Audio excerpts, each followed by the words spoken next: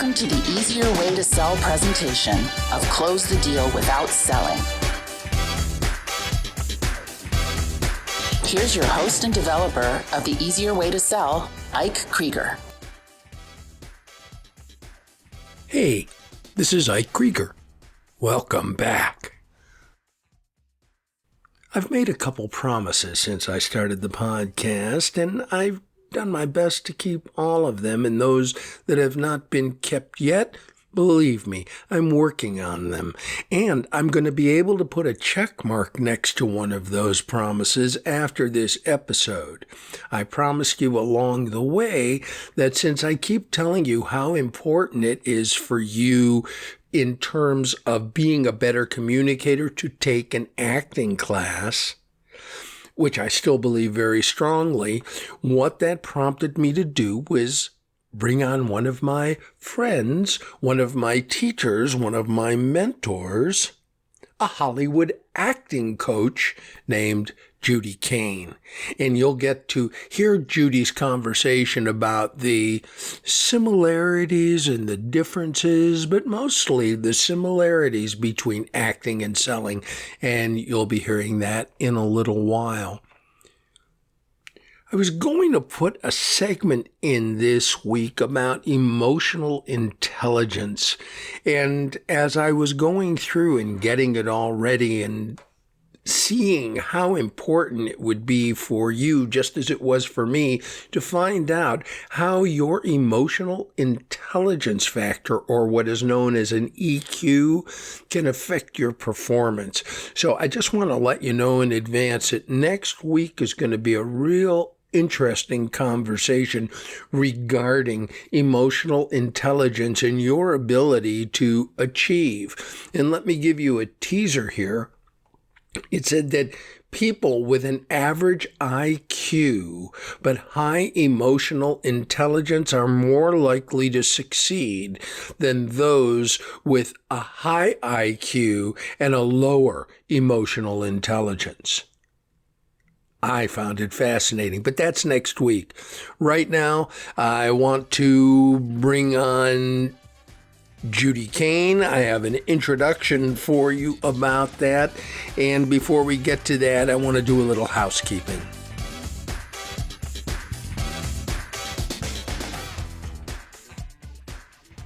I'm delighted that you've responded so positively to the Close the Deal Without Selling action guide. It truly was a labor of love. And I mentioned to someone the other day, it's my manifesto on how to change the way human beings sell into something that is much less stressful and much more satisfying. So those of you who aren't quite sure what you get out of this whole Easier Way to Sell system, that's what you get. Not only do you learn to love selling, maybe love selling again for the first time, but you'll soon find out that this way of communicating will positively affect every area of your life. Remember, you can get your action guide at closethedealwithoutselling.com, or you can get a free preview before you make the decision to invest. I'd like to give a big shout out to one of our previous guests, Alex Goldfein, for getting his new book, 5 Minute Selling, onto the Wall Street Journal bestsellers list. I communicated with Alex this week, and he asked me to thank you personally for helping him achieve this in such a short period of time.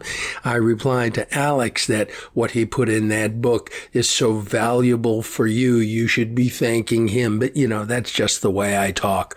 But if you haven't gotten your copy yet, go ahead and get it. I get nothing for you buying the book. It's all because it's such a great technique in there that I think you'll be able to use right away, even during crazy times like now.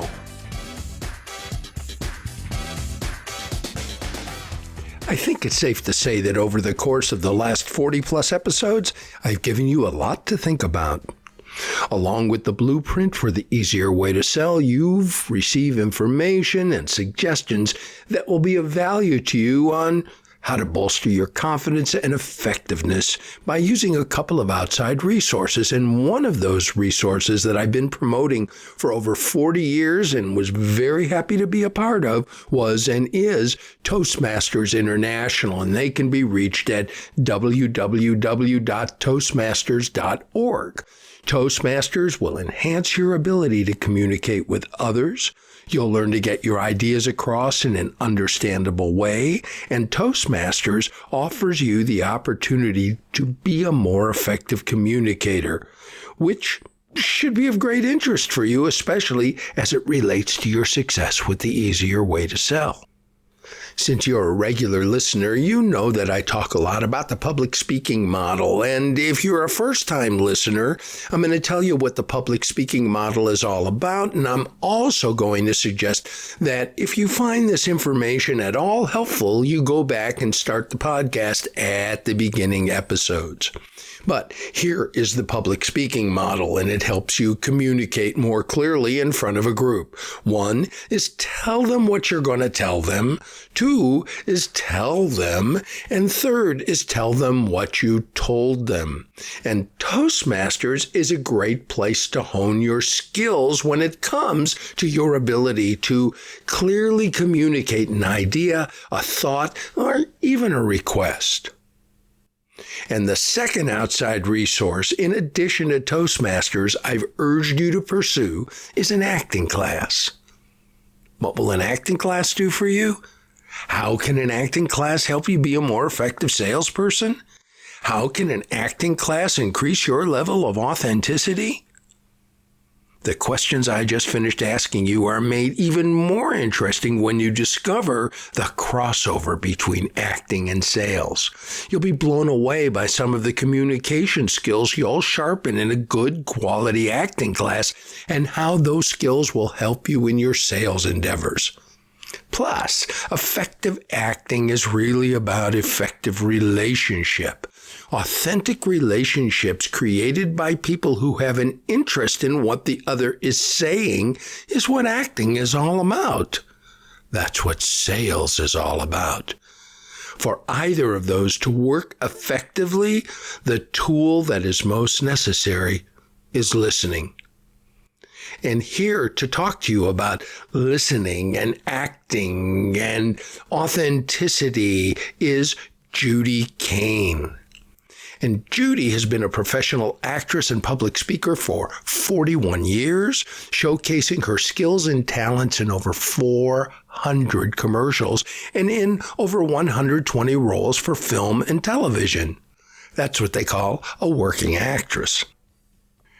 Judy is the owner of the award-winning Keep It Real acting studios and has expanded into virtual classes for actors of all ages and skill levels, which means that no matter where you're located, you now have access to one of Judy's classes.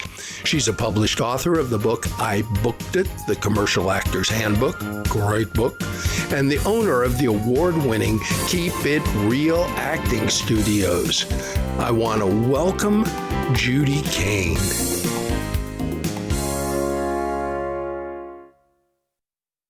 What I tell them, which I think proves it, is the only 2 things that I suggest that they do to help them is join a Toastmasters club and take an acting class. Right. And the reason for that may become obvious, but it's an authenticity conversation. So that's basically what I wanted to talk about today. And if you have any thoughts and experiences with salespeople. Oh, absolutely. Well, I mean, I get all kinds. I get people who have left certain other careers who are coming to or have always wanted to do it but never did because they didn't think it was practical, but it was burning inside them. So definitely get that. Or I get people who used to be actors years ago, left, and then came back. And it's interesting because, yes, we are, especially in commercials, actors think that they're supposed to sell a product, but really that's not what we do anymore. We really just play the scene, but it actually works for the advertiser's goal, which is to make the product memorable, have a feeling about the product that then stimulates you to make a purchase. But as far as my training with them go, I really always pare it back down to it's a conversation. You're talking to your mother, brother, coworker, son, daughter, and we really work on keeping it as believable and natural as possible, which is really the core of sales as well, is you have to connect with that person and make them feel like they trust you in order to make that purchase, and they like you. And that's really the core, the crux of sales, and it's really the crux of acting as well. So I have a couple of questions here, and one is, how do you suggest that our listeners learn to tap into that authentic self? Because a lot of people experience a shyness, either in the form of stage fright before they go in, or actual call reluctance once they're sitting across from someone. Could you relate that to acting and how someone might overcome that? Yes, I think the key in really any aspect of life is put your attention on the other person. Mm-hmm. How can you be of service? How can you, see what's going on with that person? Look to them, which is in acting, it's really about your partner. It's about the other person. You have a need for the other person to buy this TV for you, to get the clothes cleaner, to give you a raise, to believe you that you, didn't, whatever the situation. We're all in sales, selling all of the time. Right, but we can't think of it as selling. We have to think of it as in this scene where I'm in the break room at work, having a cup of coffee. It's like, oh my God, I can't believe I got away from that annoying coworker for 5 minutes to enjoy this cup of coffee. So if you, right? Yeah. That's all we see is just the enjoyment of the coffee. But if we can think it through in a normal, natural day, what would your inner thoughts be? And so if you take it outside of everybody's looking at me, as opposed to it's about your partner, or it's about the cup of coffee, or it's about something outside of yourself, that helps with the nerves tremendously. I always say, talk to someone you've always wanted to meet when you slate your name, because I don't particularly love my name, but I love Brad Pitt, so I always say hi to Brad Pitt. That's funny. Yeah, I will share my little secret here. See, I have his picture right here up by my camera. So that's who you're talking to, huh? Well, I may not be Pittian, but I certainly try to do the best job of Krieger that I can. Krieger. Yeah, I mean, I think nerves is really, nerves is self-conscious. That's what nerves come from. Thinking about yourself, what others think about you, judging yourself, all that self stuff is where nerves come from. Fear. Well, it's interesting. Yeah. I'm sorry, I didn't mean to cut in. I just read an article about, I have a friend named Mark Goulston. He's a psychiatrist. And he was on the podcast a couple of weeks ago.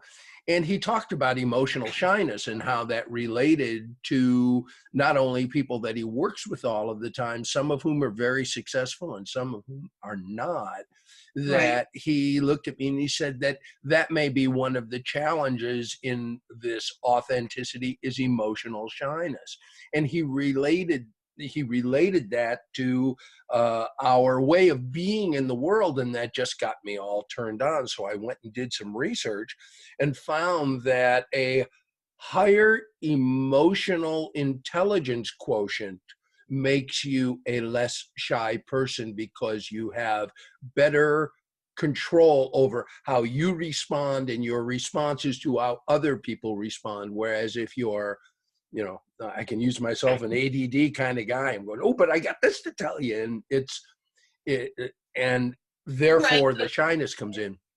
Absolutely. But what do you do if you're not that person and you still want to do, or you want to sell or I think the quickest fix, if you will, is put your attention on the other person.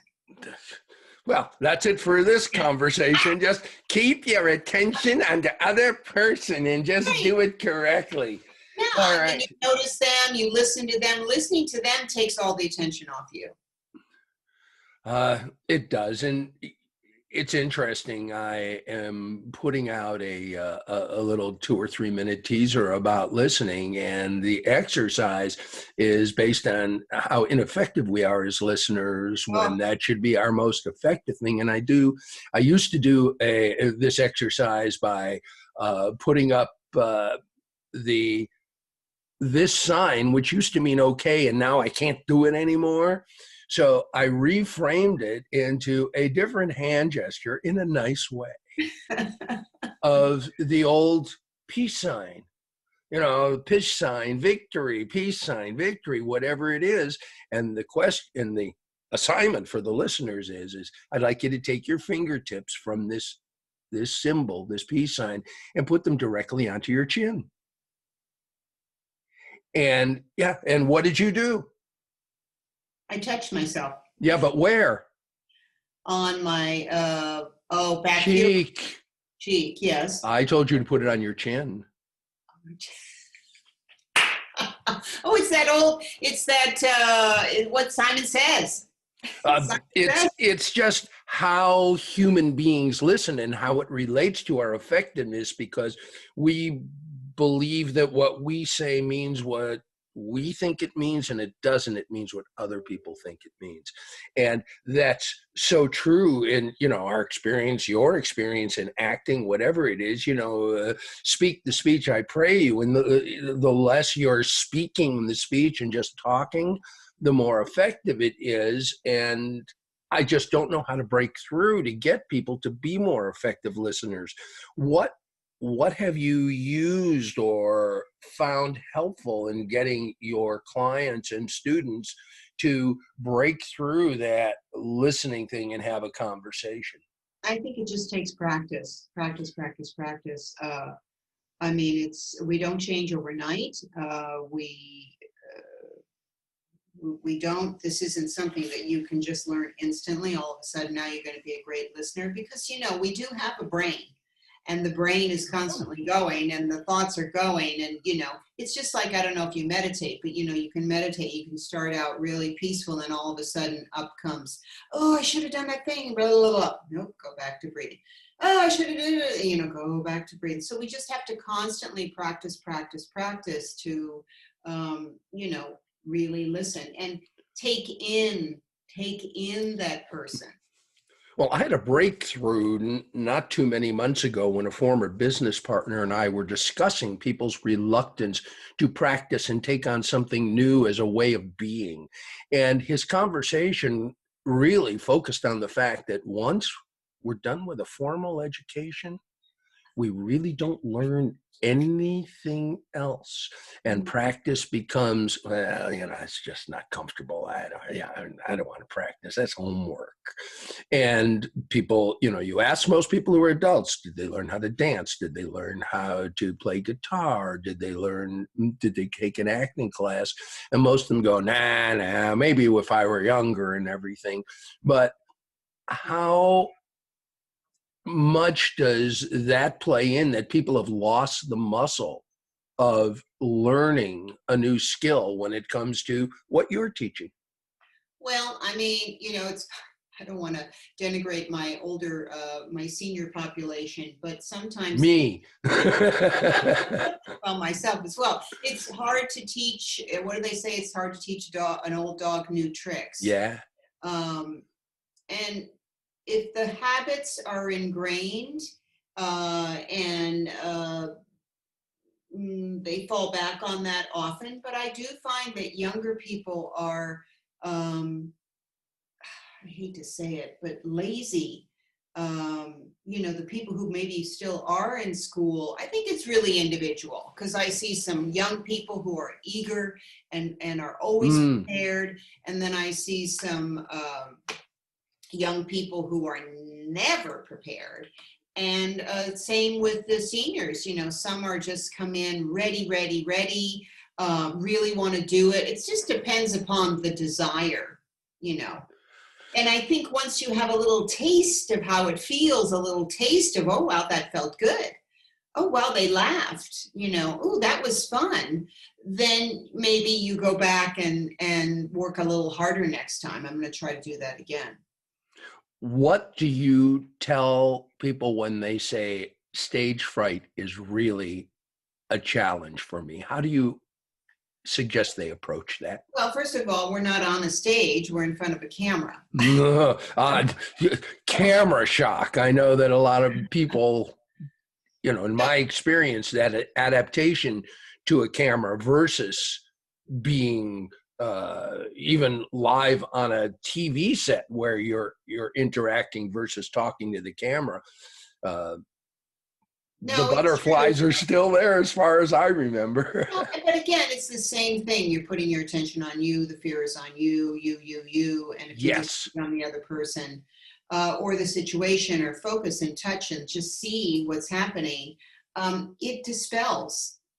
It dispels. It lives the greatest right in here, Mm-hmm. right between the two ears. That's where the fear is the biggest. It's really imagined. False That's that. evidence appearing real. Yeah, It really false is. evidence appearing real. Tell that to someone who's afraid, and they go, yeah, yeah, yeah. And to once that relief has been found, I mentioned my friend Mark Goulston in his book.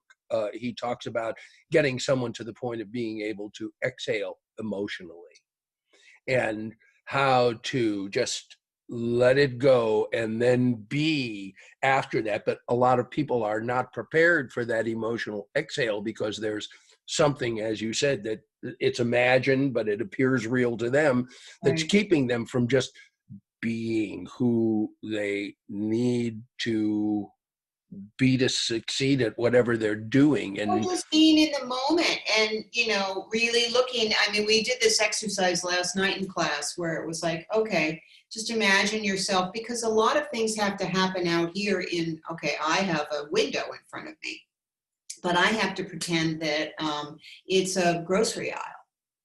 So, we did a lot of imagination where it was like, okay, so what do you see? And they wrote down all these things they saw. Interesting. A lot of them were hearing things, but I was like, what do you see? What do you see? What do you see? And that's how I was trained. What do you see? What do you see? Because if you can name it and you can speak to it, it actually allows you to drop in. So I see that peaches are on sale for 99 cents for a pound. Ooh, and they look beautiful. So already I'm engaged. one of the things that you just mentioned is the channel on which people receive and process information most effectively, and you were appealing to visuals. Mm-hmm. And what you just mentioned leads me to suggest that for the auditory, what are you hearing over the speakers? Right. What does it sound like? And even for the kinesthetic and tactile people, like how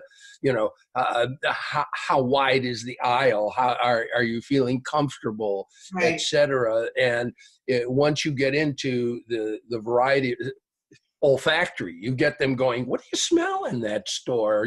Where's the deli department? Point to it. Mm-hmm. And Exactly. if you open up those senses, that works. That's marvelous.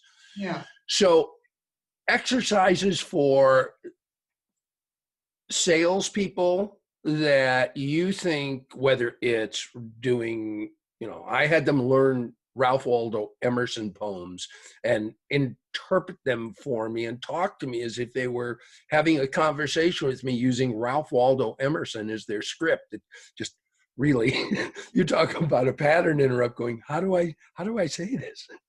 But is there something other than death of a salesman that I could suggest that they read or look at or practice with that you think might have some crossover ability to people being more authentic and real in their life? I mean, I would say because the problem is people have, I'm just generalizing, but if they can't make it personal, if they don't have a personal connection to it, I don't know how many people have a personal connection to Ralph Waldo Emerson poems. Maybe they do. But for them to find something that speaks to them, it might be an article, it might be a newspaper clipping, it might be so something. Yeah, and any bit of information. DSW has, I have it right here. There's DSW, enough going $10 on. off. Right here. You know what I mean? Something that speaks to them because it's a relation problem. I'm sure they obviously have a relationship with the product that they're selling. And a story to tell about it because of someone else who used it or whatever. But something that they can relate to and use that, I think, will help them make the connection. Oh, that's a great idea. Use the supermarket exercise as it relates to having a conversation with a prospect or a client, because that's what this system is. It's much more a one-on-one. It's not about ringing a doorbell and trying to sell them siding. Once you're in the house, you can have the conversation, but this is very much a person-to-person conversation, which is why it relates so precisely to how I see acting and just the ability to take our body bag and allow it to be filled with, reality and authenticity, or even when you're acting to be able to authentically be someone else, is that to me is a real talent, which I saw one of the shows you were on, and it was Hand of God. And you played a judge, and I went, see, it was a judge, right? Oh yeah. Now and I just went, yeah, that's, this is someone who is not a judge going, and I'm going, yes, Your Honor. So how you make that shift, it's not just going on and reading the line or using the scripts that you've been given in your home office. It's going in and actually having a communication that people are able to say, I'm with someone who is there for me and who I respect.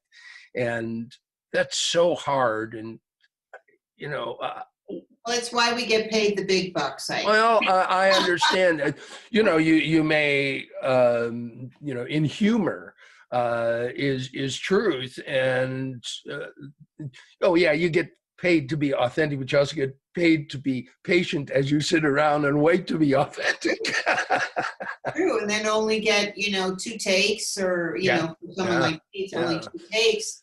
And I got to nail it on both of those because I got to give them, 2 options. So. And you can translate that and transform that into almost any communication, especially when you're dealing with someone's emotions on the other side, where the director can't yell, cut, let's do that again, and I'd like you to respond a little bit differently. These are people who are responding as authentically as they can at that moment, and their defenses are up. And how do you break through that? It's what you said. It's being there for them and giving them a chance to know that you're there to listen. Recommendations for mindset, then we'll kind of bring it to the end with the mindset that whether someone is thinking of going into sales, thinking of going into acting, thinking of going into any profession, but certainly one that has interpersonal relationship written all over it. What, in your experience, have you found to be the greatest attribute for someone like that? Being open and teachable. I find the most difficult student is the one who's defensive. The one who defends what they were doing. who isn't willing to just try something else, um, or has excuses. It's the hardest to work with. It is the hardest, and probably, Aha. it's like going up against a wall. If you're defensive, if you think you know everything, if you're not teachable, if you have a ton of excuses, nobody wants to hear excuses. Nobody. We all have them. We have tons of them, but nobody wants to hear them. They really don't. They don't want to hear about the traffic. They don't want to hear that you didn't have time. They don't want to hear how busy you are. They don't want to hear that they didn't get it. You know, oh, I didn't get that material. Well, not only that Everybody knows is, about it. Okay, I don't know what to say. yeah, We sent it to everyone. So it's just make it happen. Be that person who makes it happen. And I'll tell a little short story. I don't know please. if it really relates here, but my job now has shifted. Everything I do as far as acting, auditioning is virtual. Sure. It's all virtual. So I feel it is my job, if I want to still be viable and a commodity, I have to learn it. I'm 65 years old, I am not a tech wizard. So, but I've had to learn Zoom, iMovie. I've had to learn other platforms. I've had to learn how to adjust the volume, the mic, edit, light myself, frame myself, all this stuff that I've never, in the 41 years that I've been doing this, had to worry about. But if I don't know how to do this, one, it's going to make me nervous. It's going to make me uncomfortable. I'm not going to feel good. I can't put my attention on the acting or the other person. I'm worried about, oh my God. Technical, sure. So I've made it my job to become expert at all of this technology so that it is not an issue. Speaking of your technology and speaking of going virtual, it would seem that you may have the opportunity, if you wish, to have some of our listeners contact you and seek out your service. How might they reach you? keepitrealacting@gmail.com is the email. That's REAL, Keep It Real Acting. Or the website is www.keepitrealacting.com. And I invite you to check out Judy's classes based on our conversation. I told you to go out and find an acting class in your local area. That was before this silly pandemic hit. Now your local area is you in your living room looking as Judy and I are right now. So you have a great opportunity, no matter where you are right now, to be able to work with true professionals in the industry. Judy is not only an excellent teacher, but she has a body of work that she says, I'm going to go do another commercial today. She keeps on working. And that's what all of us want to do. We want to keep on working, we want to stay fresh and use our talents to not only help ourselves, but make a big difference for the people that ask us to share our talents with them. Anything you'd like to say in closing? I love acting. It's something I always wanted to do. From the time I was 8 years old, I kind of knew that was it. But I also love teaching, and I've been doing it for over 20 years now. And we have a lot of fun in class. I'm not mean. I do push people, but I push those who want to be pushed.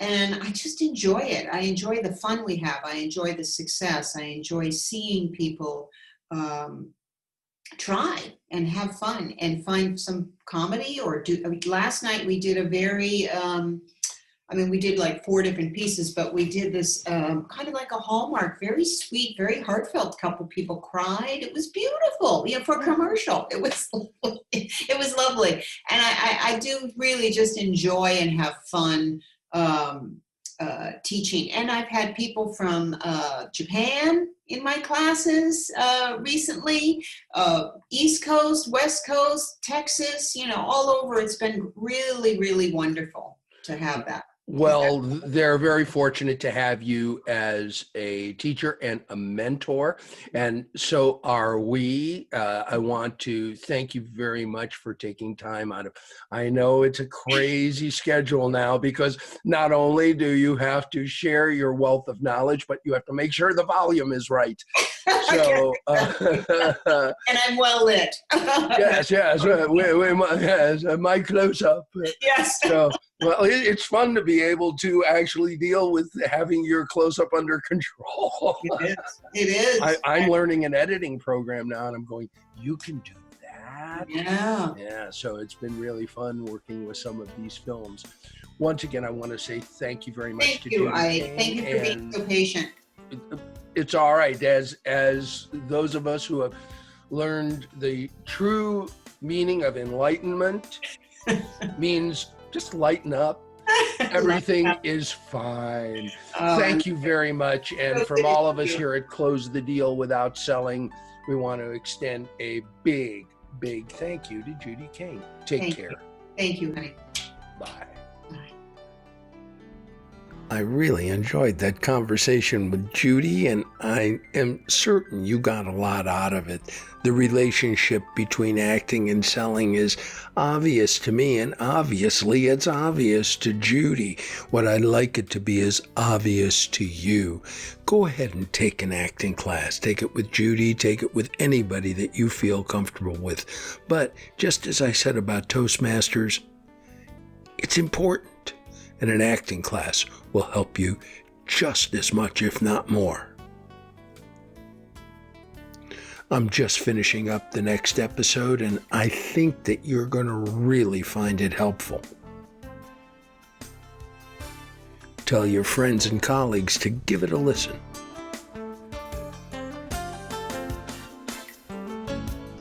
This is Ike Krieger. See you next time.